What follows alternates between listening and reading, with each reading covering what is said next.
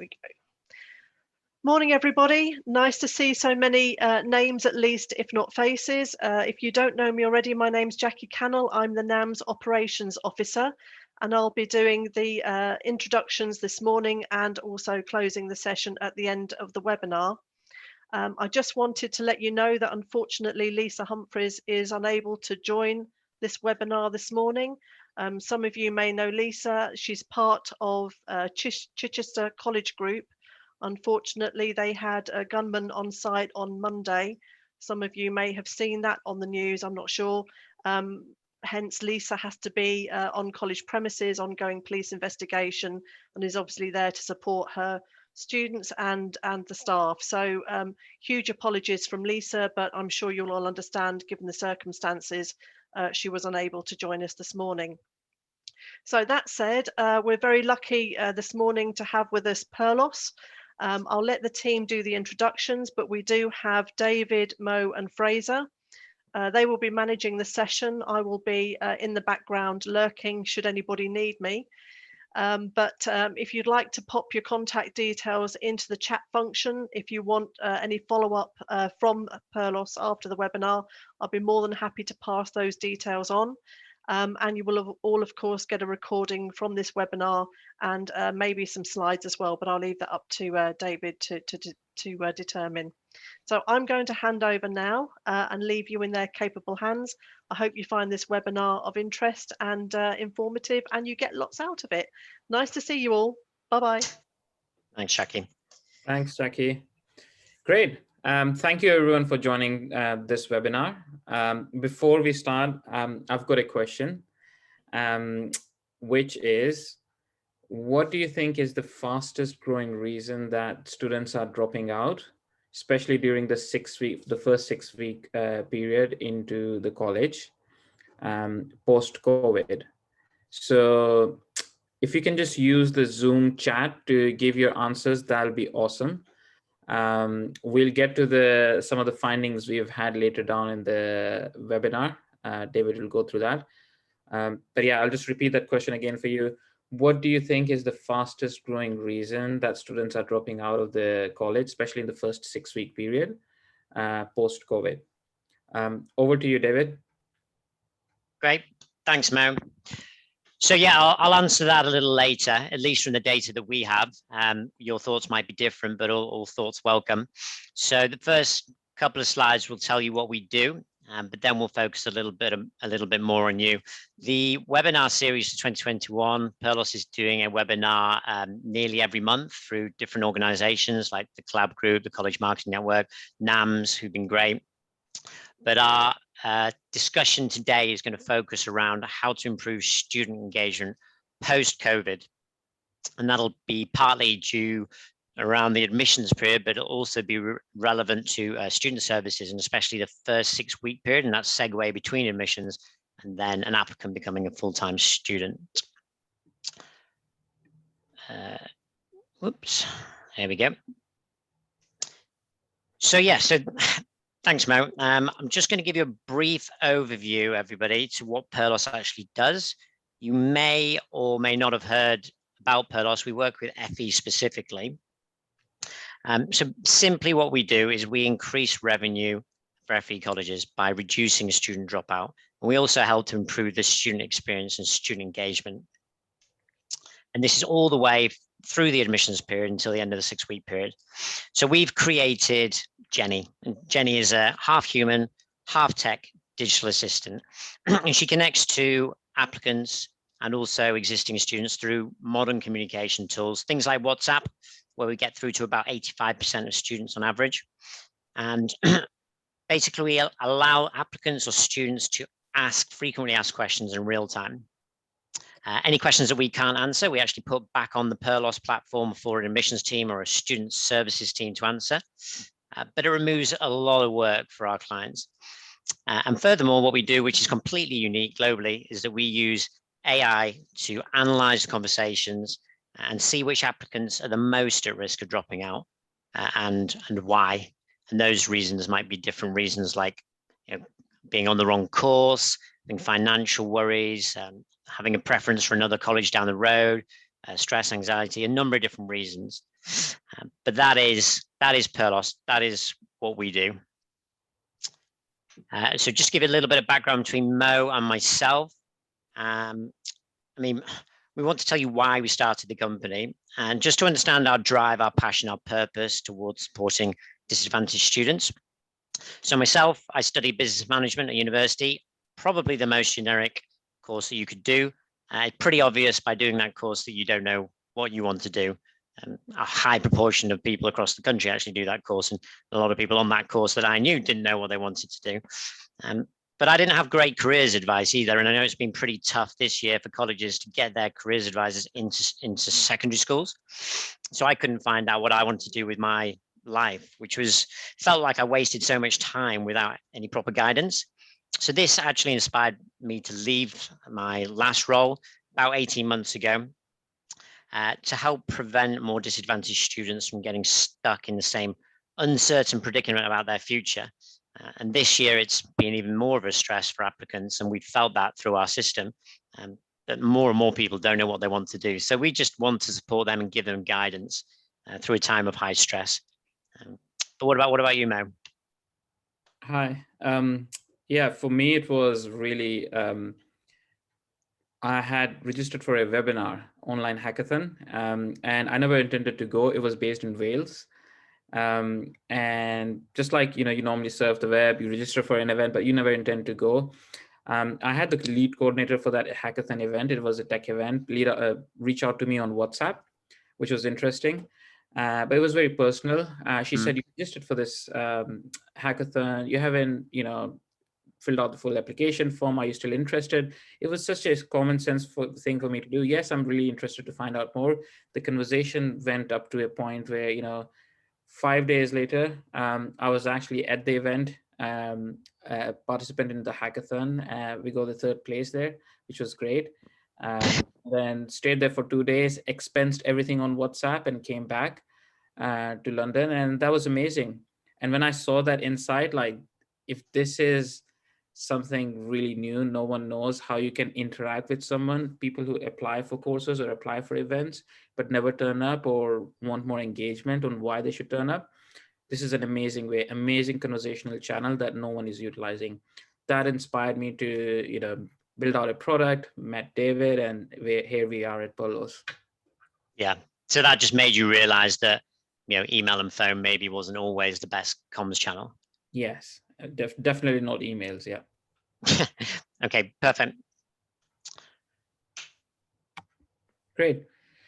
So I'll just start off with what student-centered communication looks like. So we here at Purlos, we've spoken to numerous institutions. We've got data with these institutions who are innovating with student journeys, specifically both pre-enrollment and post-enrollment. And the interesting thing we've seen are like strong patterns emerge consistently that have really informed, we think, are the 4 pillars of a great student-centered communication plan. That really helps further education colleges win. And this is very specific for FE sector. The first one is personalized. So the student, when you're communicating with them, they should feel that you know them personally and understand their situation. It also means that it needs to be tailored to their emerging needs the deeper you get into a conversation with them. So a good example is we've got on our platform a few transgender students, and they hate being called by their first name that is on the application form. And what we've seen is, like, as soon as they say that this is their name, they would like the new name they would like to be called by, even though it's not legal, it's just the name they really want to be called by. And we switch that in our platform and start conversing with that name. We see 10x engagement with these students, and they just get that sense of belonging. So that's what we mean by personalized communication. Second one is conversational, which is every interaction that we have should be relevant to a particular student's situation. For example, the language needs to be tailored to today's students like human flow of how they like to be conversing in. It means it needs to have context regardless of who they're speaking to. So the student shouldn't have to feel like if they're talking to admission staff or a tutor, the context is different. They're from their perspective, they're still talking to the college. It's more human-like, unlike email. So what I mean human-like is the tone needs to be more into what they're really used to, and then that there are no formalities. So it needs to be like a human conversation to have. Third thing is convenient, which means that students should be able to ask questions on their preferred device at any time of the day they want. It's not that like they expect an answer right away, but they should be able to just pick up their phone, ask a question, and they're usually fine if they get an answer the next day, as long as they are able to answer the question, ask the questions that they want. Which means that the communication needs to be asynchronous with students. And then the last one is it needs to be centralized, which means that all. Wait a second, man. What does asynchronous mean, just for everybody? Good. So asynchronous is more specifically that you can have a conversation without expecting a real-time reply. For example, this Zoom conversation is synchronous, which means that we all have to be there to have a real-time conversation. Asynchronous is I can ask you a question and leave the question there for you to get back to me at any point of your choice, any time of your choice. And that just means that it's convenient for both parties to carry on a human conversation throughout the journey, which is actually more easier to do with a messaging platform like WhatsApp and SMS. Yeah, makes sense. Good question. And then the last one is centralized, which means that all departments need to contribute to a single source of information. It needs to be consistent across the board. The information needs to always be the same. It should be like your single version of truth. And for example, what we do is we actually, when we are onboarding a client, we have a knowledge base that we build up, and we interact with different parties and different departments to build this knowledge base so that an incoming student will get consistently the same information throughout their application to onboarding journey, and see that consistency around the questions that they have. Yeah. And what we really mean by these, sorry, David, do you have a question? No, I was just agreeing. Yeah, this sounds good. Sorry. So what we really mean by this student-centered communication plan is very simple, that we need to have a strategy of engaging with students on their own terms, taking into account their preferences and what really matters to them. Everything from channel we choose to communicate to the type of language we use should be tailored to meet the needs of these students. And if there is a friendly name, let's use it. For example, I'll give you a little secret here, which is we've been doing a consistent survey for one of our colleges, RNN, and we found that we get a peak engagement on Friday evenings with students, and that is the time that they like to have engage on surveys and nudges and conversations. And we do that consistently, even though it's counterintuitive from a staff workload perspective. Friday is the day when we are wrapping up and wrapping up for the week, and it's closing off work. But that's when students are actually ready to have those conversations. So we actually, a lot of the nudges and important surveys we do, they're usually done on a Friday. Yeah, we've seen that consistently, haven't we? I guess my kind of take on this is personalization is great, but it's not that easy at scale. Especially with limited resources. So I spoke to Ian Dunn, who's the provost at Coventry. Coventry's seen as a pretty good university for EdTech. They've got huge budgets, unlike FE colleges. They've got 60, 70,000 domestic and international students, and even they struggle to do personalization at scale. So you need another company or you need technology to help take some of that work off your hands if you're going to be able to do personalization at scale. On the conversational side, it was over a year and a half ago, our very first pilot. You weren't even with the company, Mo, it was with Western College. And we had created an AI chatbot on Teams, which just didn't quite work. But the key thing there was with an AI only chatbot, it's that second, that third, that fourth question that it just doesn't answer. Usually they're on websites as well, these AI chatbots. And the big breakthrough for Purlos came when we combined the human side and the tech side. So from a conversational point of view, that's really important. And I remember you said that we have different tones. So all of our colleges, and we initially started off with a very informal tone, and it was really hyper engaging for the younger students, but not for more mature students, adult learners, etc. And definitely wasn't engaging for the parents when we did speak to parents. So we changed to have an informal tone, a neutral tone, and a formal tone. And we changed the approach to different people at different times. So yeah, I mean, in terms of convenience, we had a lot of questions last year when applicants coming back to Purlos and saying, where's my timetable, which is typically quite a tough time of year, doing loads of different timetables with limited resources for a lot of different courses. But even just that little message to say to the applicant, you will get your timetable at X time within a range of time, that just helps so much, reduce their kind of anxiety around when or if it was coming. And then centralized, super important. But everybody knows in the world of education that there's a lot of legacy systems, and interlinking them all is really difficult. So having a partner for that is pretty useful.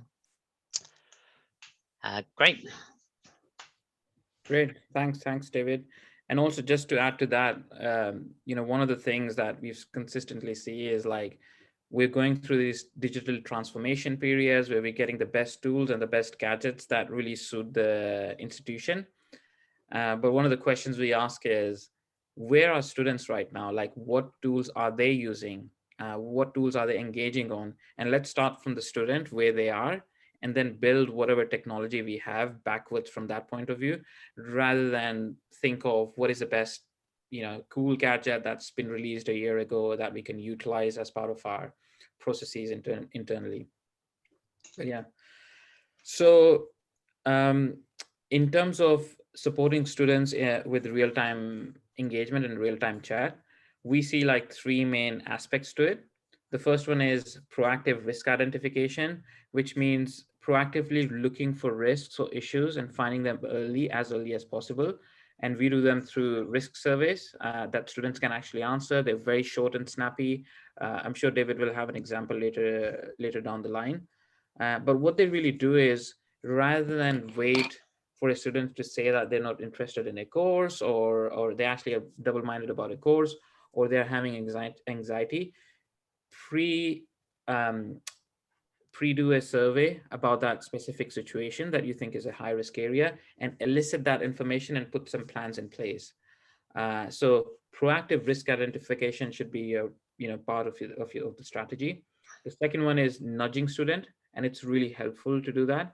And nudging student is a lot about making sure like they take the course of action that is best optimized to achieving a successful outcome. So for example, we send out campaigns to students, nudge them towards a specific event, or do a specific poll that by just answering the poll, they're starting to think differently and they're starting to assimilate into the college life. So nudging students as part of the process should become really integral part of how students are not just onboarded, but taken care of. And again, one of the interesting things we've found in terms of nudging is, for example, if you have an event, the usual tendency to nudge a student about like attending an event is either 5 to 10 minutes before or 24 hours before. And what we have seen in our data, because we've done so many nudges over the last year, about 40, 50,000, that we've seen nudges best work at least 2 hours before. And this is during the lockdown period, most of the data we have, 2 hours before is best. And if it's early in the morning, it's the night before. And something like 8 p.m., a message saying that you've got an event tomorrow morning at 9 a.m. is far more better than having a message sent either 24 hours or making that or nudging them right early in the morning to get to be optimized for a high turn-up rate for an event. So that's about nudging student. And then the last one is one-to-one relationships at scale. And we know that humans will never be able to achieve, like you cannot have 3 members of staff interacting with 2,000 students. But what you can do is use the first two I've mentioned, which is proactive risk identification through technology, nudging student, which both of these can be technologically be made available at scale to interact with students. But once you start getting the data back in, you will see that 70% of the students will be fine, and there's only 30% of them really need attention. And once you've identified that, you can start having meaningful conversations around things that really matter to them. For example, the risk, if they're not happy with their course, let's proactively find them a different course. If they haven't turned up for 2 events consecutively, then let's figure out if we can actually help them, or we can understand better by having one conversation with them. And this is a human conversation to really identify what's behind why not turning up for a specific event? So you can actually have we can have one-to-one relationships at scale by using technology to outreach everyone at scale, but only focusing on few high-risk areas that that humans are really needed and they add the most value. Yeah, that's a good example. I think I probably want to talk a little bit about real-time chat for events. It is an area which we kind of work on, and during COVID, typically we've seen the number of registrants shoot up for events because they're just sat on their couch and they can easily log in and log out. But that means higher registrants and higher dropout normally, and that's what we've seen. But there's 2 or 3 different types of events, right? There's a COVID virtual event. Some have gone well, some haven't. There's a hybrid event, which will probably emerge and probably start emerging now. So half physical, half virtual. And then there's the full physical events, which all colleges loved before the pandemic. And what we're quite big supporters here at Purlos is to not go back to just physical, or at least use the best things that you've learned from a digital world and add them onto those physical events. I mean, what we've been doing with events, Plumpton College, RNN, saw about a 25 to 30% increase in the turn up to their events. And what we would do is we would send those reminders 15 minutes before that virtual event. And it just pops up on WhatsApp for an applicant or a student to actually attend that event. What typically we see is when the first minute of that event actually comes up, is that link that the college has sent sometimes works, sometimes doesn't. And if it doesn't, and those applicants don't get a new link, then they just don't get on the event, and they don't bother ringing up the college. And if they did bother ringing up the college, it would take a while to get through. So on WhatsApp, we've just been sending back and forward the link to get an extra 10 to 20% of people through. So we do quite a lot of things with virtual events. We think about what the main aim of that event is. Typically, it's getting people to fill out those applications. And we send messages on WhatsApp for people to actually finish off their applications after the event. So come post-COVID and there's physical events, we can do the same thing and approach it from a digital side. So for any physical events, we can send the same message out, but after the event. So you don't have to necessarily get a parent or a student to fill out that paper application form at that event. We can follow up after and nudge them into action. Yeah, that's great. Thanks for that, Mo. It's really useful. Just to give you a little bit of an idea of what we've been doing over the last couple of months, we ran a survey with all of our clients over the past few weeks on WhatsApp, obviously, just to figure out what their main worries were about enrollment and the 6-week period for this year. Because we're looking at all of our clients thinking, right, it's going to be a really busy period. So we sent out a survey which was entitled, what do you see as the biggest barriers to a smooth enrollment this year? We had a 76 response rate, which is almost exactly the average response rate we get from students when we send out our micro surveys on WhatsApp. It was pretty obvious that there were 2 main themes that started to emerge once we categorized them. One was resources and one was communication, or a lack thereof. So this was pretty interesting to us, not extremely surprising though, based on the hundreds of conversations we've had with colleges over the last year and a half. On the resources side, FE staff have been working pretty hard as most people, I think, over the last year. And whilst we're working from home, it's just expected to carry on working after the end of normal working hours. In education, sometimes it's in a bit of a competitive way as well. Sometimes that's a good thing, sometimes a bad thing. But a lot of the time we spoke to FE staff, and maybe less like HE in the universities, FE staff are typically doing more than one job. So Kay Burton Willins is one of our clients. He's the student services director at BMET.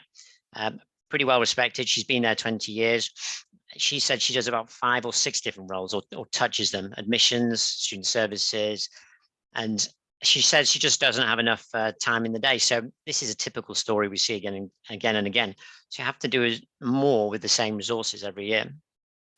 And on the communication side, this has kind of spanned all different areas really over the last year. Sometimes it's poor communication from the government to the college with new rules and regulations that have to be enacted really quickly at a minute's notice. And sometimes it's the management to the staff within the college.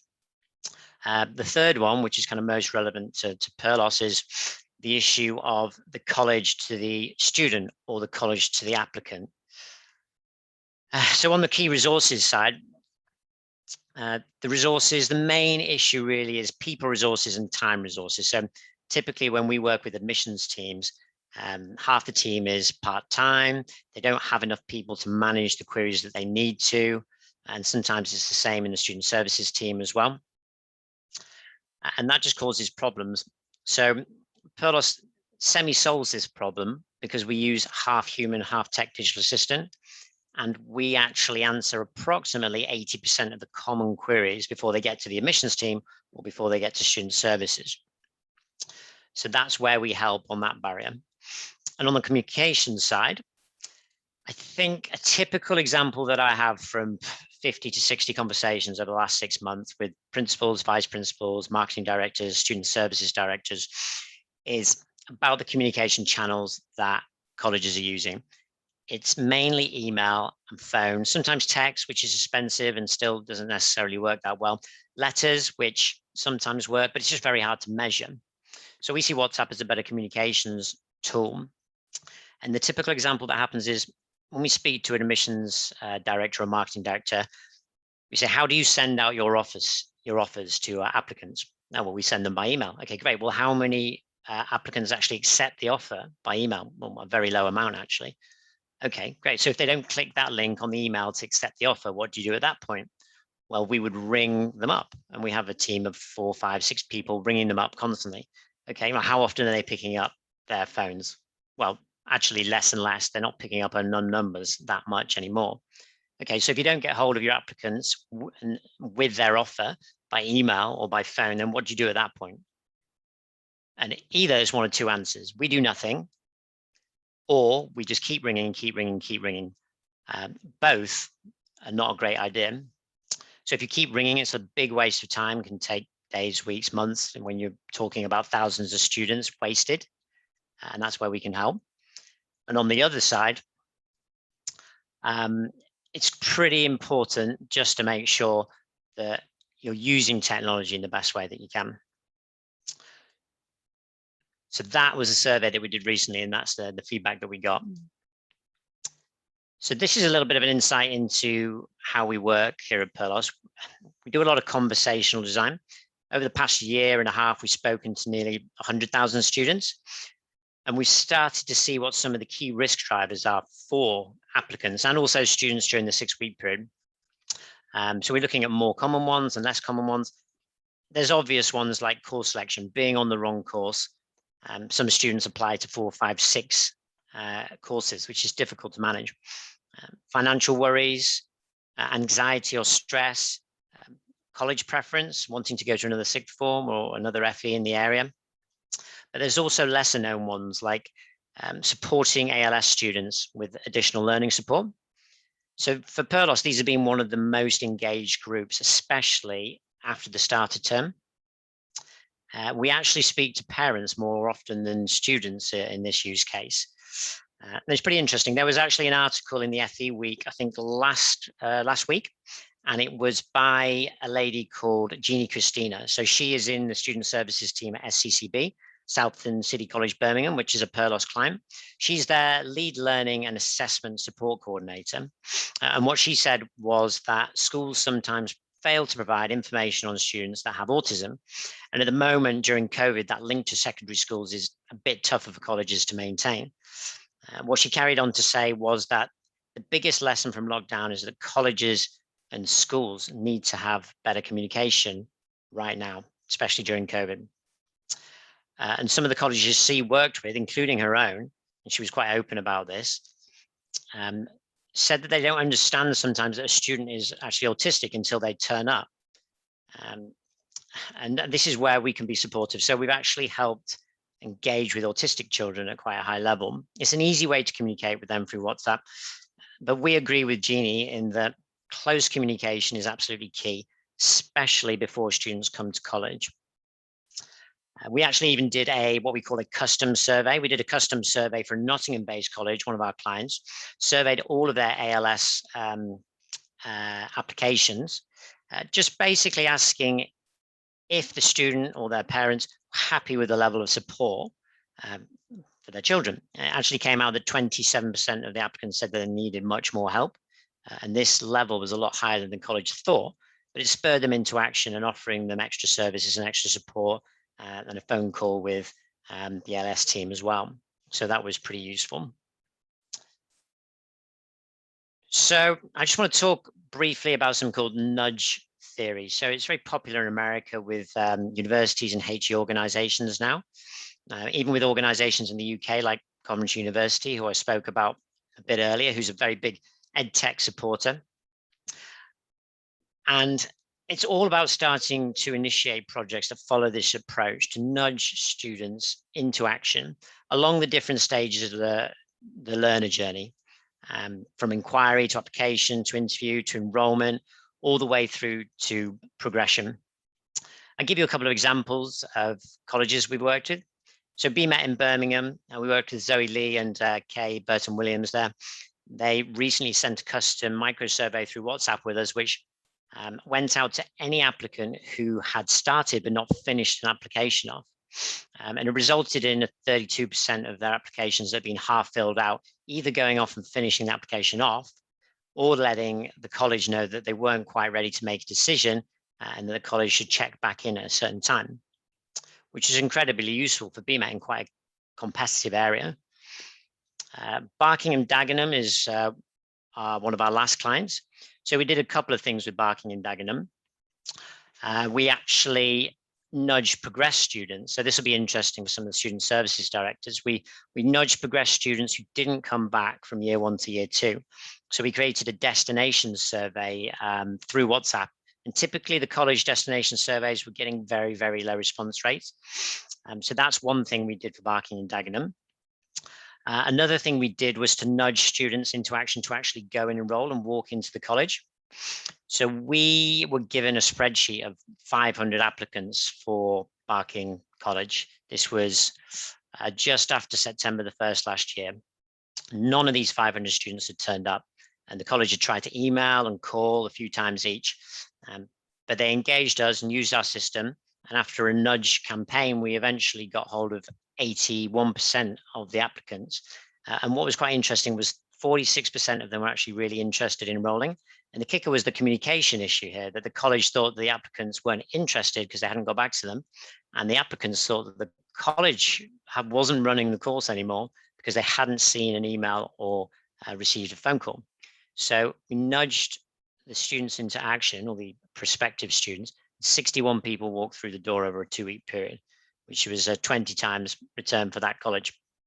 So that was a great example. And on the destination survey, we actually got 39% of people to actually come back and tell us where they've gone, even though they weren't coming back to the college, that they were going into an employment or another college, or that they were unemployed. And that was critical because actually they were both linked to funding for that college.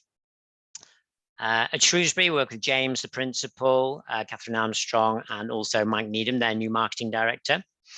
And we created a survey for their student services team during the 6-week period. In fact, we actually created 2 surveys. One was around course selection and one was around stress and anxiety. So we had 35% of people that were happier speaking to a semi-anonymous chatbot, which was Jenny, rather than going direct to the safeguarding team. So we acted as a stepping stone for not that confident students that started college when there was social distancing around, and we nudged them into action when the action was to go and speak to the safeguarding team. On the course selection side, we had 42% of students wanting to speak to somebody, a careers advisor, about potentially changing their course, to get them on that course earlier rather than in week 7 when there wasn't a chance to change their course, when the course they wanted to go on to was maybe full. And that helped quite a lot. And James at Shrewsbury said that we've actually positively impacted their retention in a monetary way. And the last one is probably something that we haven't done before. So I spoke with Mark Bolton, the principal at Yeovil College, just the week before last. And he wants to use our product for its main core use, which is admissions in the 6-week period. But he also wants to use us to send out and disseminate information to existing students for one key reason. Almost all colleges would just spent a lot of money on moving their non-digital learning content and transforming it into digital learning content. And Yeovil, he said to me that he thinks that they've transformed digitally and gone forward about 10 years. And amazing, but what if nobody uses that digital content? So he wants to use our product to disseminate that digital learning content, not just to students that are actually at college, but also to the secondary school feeder schools that they're working with, to get them engaged with the courses specifically for Yeovil before they come, which will hopefully improve conversion and also retention. So you can see some of our data here. Just to go back to the answer, I've seen some of the feedback and the comments from people with answers to the question. I think we had college preference thrown at us a few times. We had financial worries. The answer to the question, based on our data over the last year, was anxiety and stress, which might not, it might be very obvious to you, but it was actually only the 7th highest risk driver for Purlos pre-COVID, and it's about 1% behind college preference as a risk driver now. And what we had from our clients is we had a lot of clients actually change their bi-weekly marketing emails. Rather than saying we've got an open day or we've got this or we've got that, it was saying, right, well, we can offer you free support. Here's a free AI app on mental health and well-being. And it changed the messaging based off the data that we got. So that was pretty useful.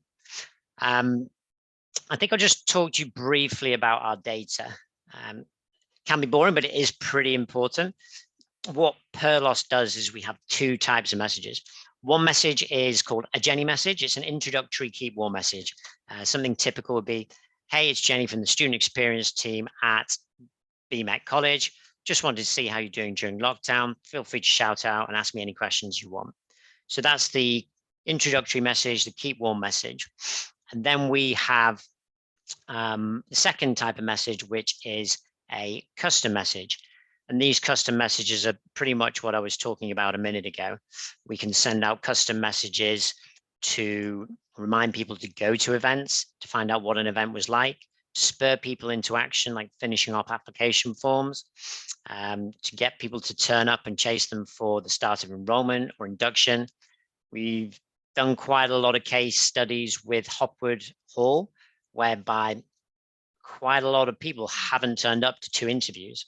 And so we send them a 3rd custom message, trying to get them back into a 3rd interview. The last custom message 2 weeks ago got 47% of people who didn't turn up to come back into a 3rd interview, and showing that they actually really wanted to come to the college.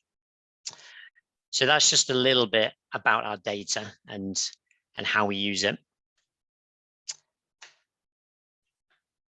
So our kind of big vision is to understand what our clients' big visions are for their student services teams and what you're trying to achieve. So key is understanding your goals, analyzing your students' needs, and simple things can be used here. I mean, how many times have you as a student services manager, director, admissions director, actually message students and ask them what they're worried about or how they're feeling? Some colleges will, some won't, but that's critical, just to ask students what they're feeling. Also to evaluate different processes. How confident actually are you in your processes? I guess one of the questions that I asked earlier, I ask every college, what happens if you email an offer to an applicant and then you don't get hold of them, and then you phone them up, but you can't get hold of them? How confident are you that that applicant doesn't want to come to college just because you haven't gotten hold of them? Do you know what the main reasons are that students are dropping out of your college, or is it just the typical answer of, yeah, it's competition, they're going to the 6th form down the road? Do you know what the trends are in the admissions in the 6-week process? We've typically seen an increase in application numbers, and it could be for a number of reasons, but COVID making people stay local, the lower number of jobs that there are. And this year, if there are an increase in application numbers, it just means with your limited team size and resources, you're just going to have to do more work, which is why we want to support colleges to take that work off your hands. And then starting to connect with other departments, which is always difficult. It's difficult to align different departments, and it's also difficult to align different systems. And that's what we help to do. So we help to communicate messages between marketing, between admissions, between student services. And that's what we look to do in the future. So yeah, so that's pretty much it. I think this is a little bit of feedback from our clients. I could even show the system on the screen for 5 minutes whilst taking questions, but I don't know if anybody's actually able to ask questions. Let's have a look. So just for the next five minutes or so, what I'll do is I'll probably take everybody through a quick demo of the system, just whilst getting people to type their questions into Zoom. If anybody does have a question, do pop it in.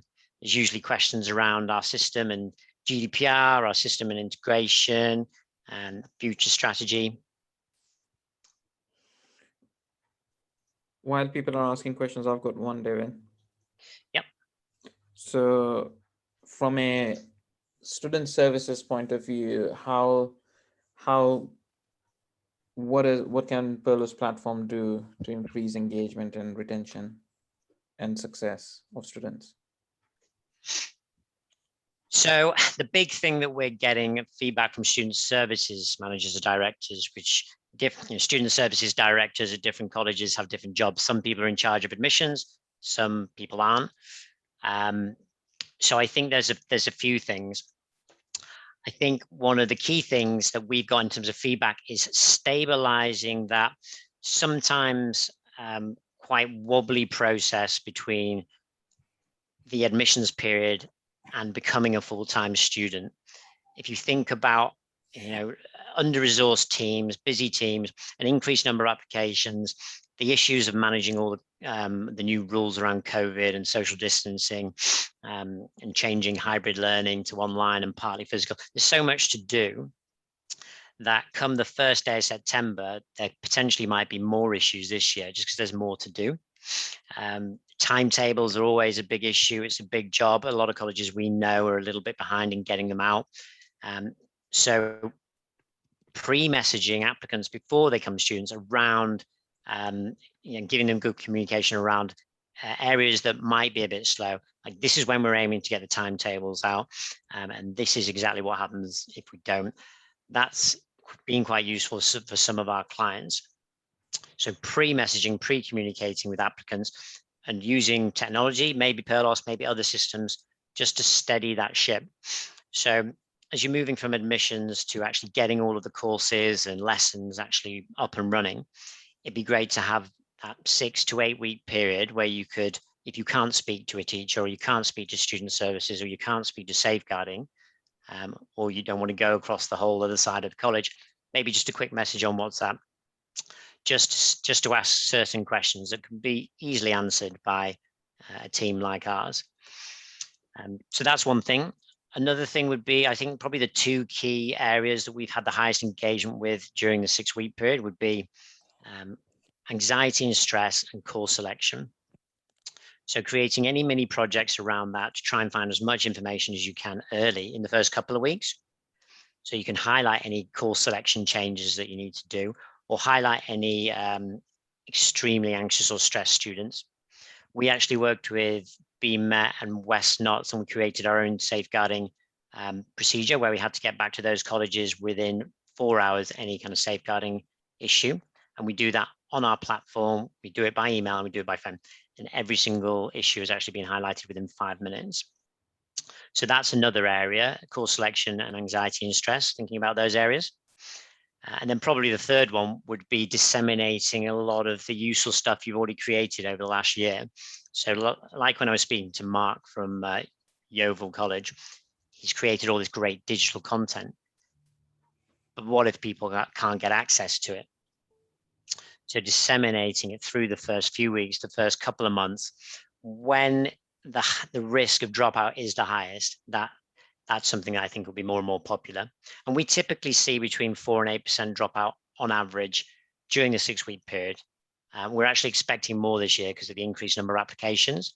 We're looking at specific applications where people have been applying to 2, 3, 4 colleges in the past, and now it's 3, 4, 5 colleges. The big question I would ask is, during admissions and during the 6-week period, how comfortable are they with their course choice, and how speculative was the actual application from that applicant, and how do you know?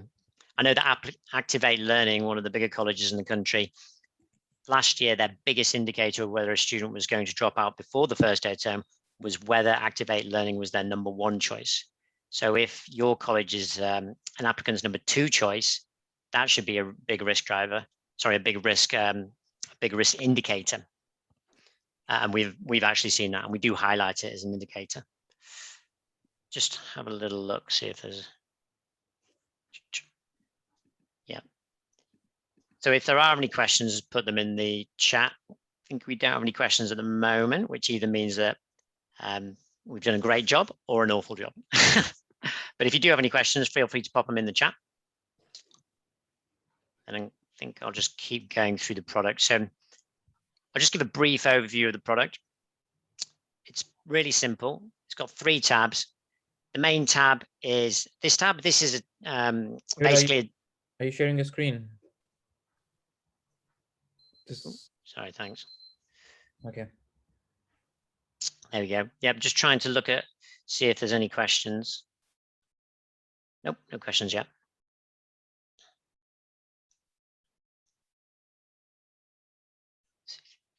Yeah, we've had a lot of feedback on the question that we answered at the start. Yep, no questions yet. So I'll see if there are any in 5 minutes. I'll just briefly go over the product. So we've got 3 main tabs here. So this tab is a dashboard of high-risk data on students. This tab here is just a list of student conversations. So you can go in and see what conversations Purlos has been having with applicants or students during the 6-week period. And you can see their individual risk scores as well. And then on the queries tab, that's where we're seeing behaviors of admissions teams changing quite a lot, from just using email and phone to using our queries tab. So Purlos has answered 80% of these commonly asked questions. And then in the queries tab is where the 20% of really niche, complex, high value questions will be put from high-risk students. And that's where an admissions team member from a college would initially go. So I won't go into too much detail, but this gives you in-depth data on every single student.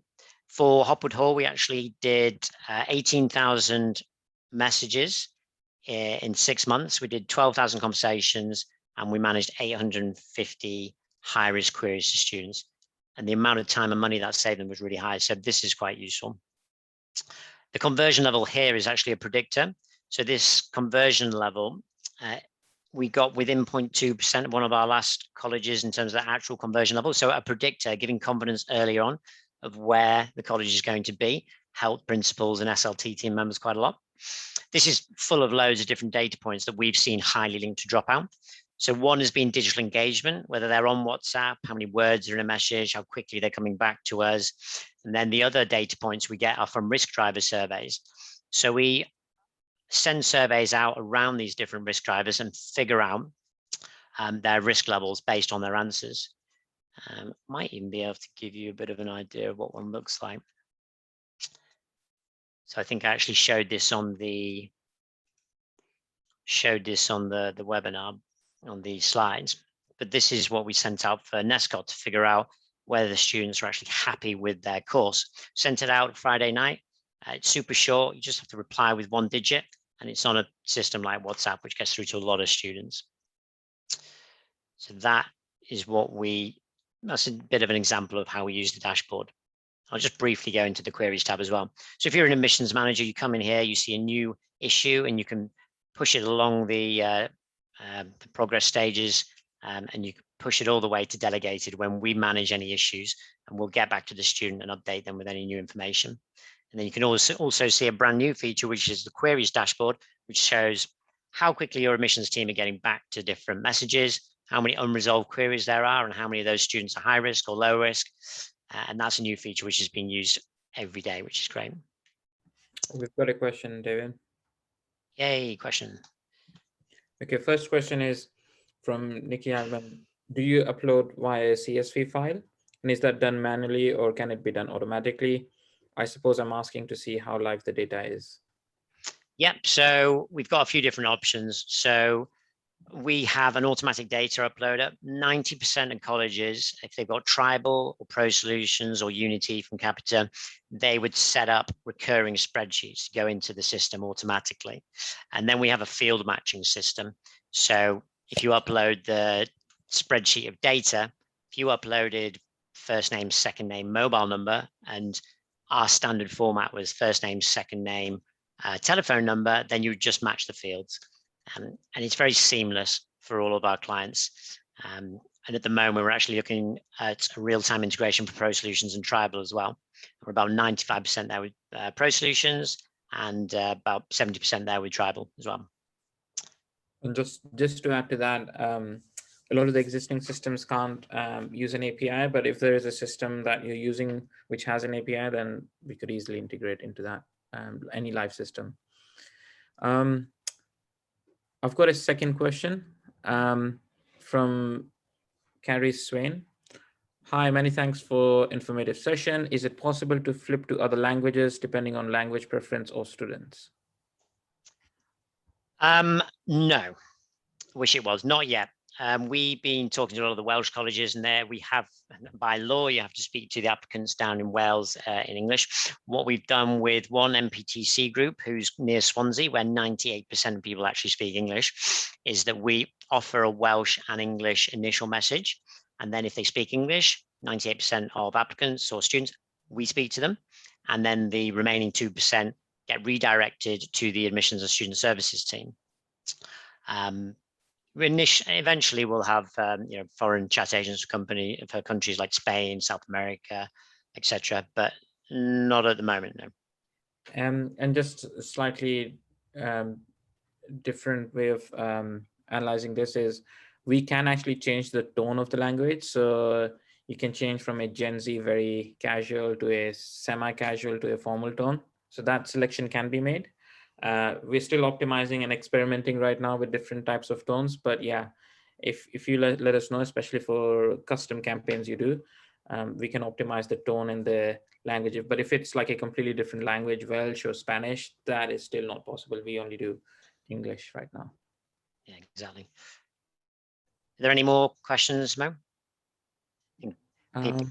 People will probably start popping off now. Everybody who's still on, thanks for coming. It was fantastic. If you do want to talk to us, just book a demo on the website, or if you just want to have a chat about any areas that we've chatted to you about today, you can email ask@purlos.com, david@purlos.com. You can ring the landline on the website, or you can contact us on the mobiles.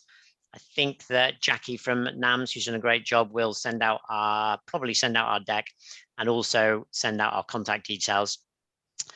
So yeah, I hope you all don't get too stressed over the next 3 or 4 months, and we're here if you need.